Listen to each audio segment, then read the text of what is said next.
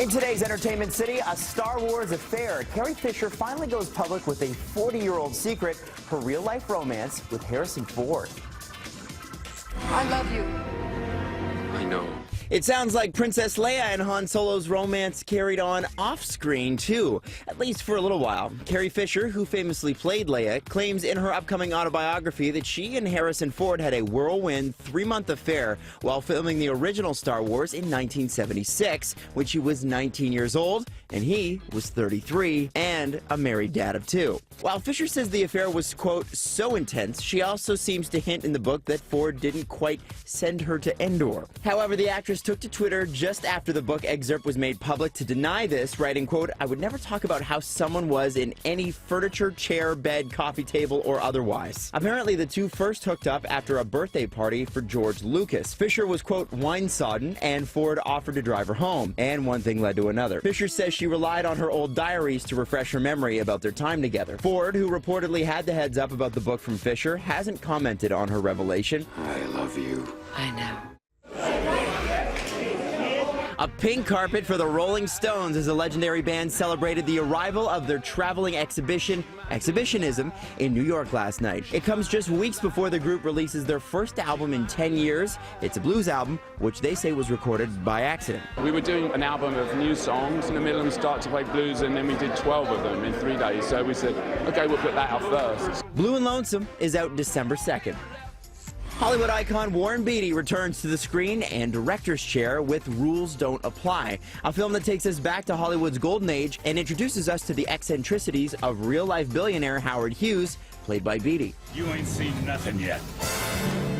At the center of the story, though, is Lily Collins. TK caught up with her to talk about playing a songwriting starlet.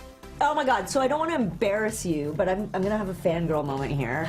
I love you so much in this movie. Thank you. Oh no, thank you. I'm so appreciative. Exude that old Hollywood glamour just so perfectly. How much did getting into that costume help you with your performances, Marla? I've always said that costume creates character for me, and that white outfit was like one of the first things I tried on, and right away it just was prim and proper, mature, but also kind of like tenacious and spirited, and we knew that defined Marla as a person. Playing opposite Collins in the film is Alden Ehrenreich, who is poised for a massive breakout year between this film and being cast as the young Han Solo in the untitled, top-secret 2018 standalone Star Wars prequel. Beatty tells TK he's not surprised Ehrenreich is about to become a go-to Hollywood star, and Collins too. They're quite something, these two. They're very smart, they're very good looking, they're very funny, and extremely good actors. Aren't those the rules?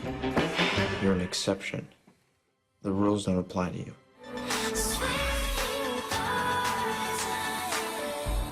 Dragonette is back. After 4 years, the Toronto-based band just released Royal Blues. Teri Hart caught up with the trio to talk about the new album and the very personal heartbreak that inspired the songs. 4th studio record. What did you want to achieve with this one? I wanted to make a pretty album. Lots of changes in your personal lives that impact this record. For those who don't know, let them know. The woman leaning on my shoulder is my estranged wife. That's not a joke. Now we're all equal in the band. Joel's graduated up from being like, you know, our adopted son to just like the other guy in the band, and I'm the other guy in the band. And actually, you guys look like we should all be in a band. Look, you're like the matchy. Each other like an accident. We'll go all night. We'll dance again. And as always, get your entertainment news here first in the morning and anytime on Twitter @InCity.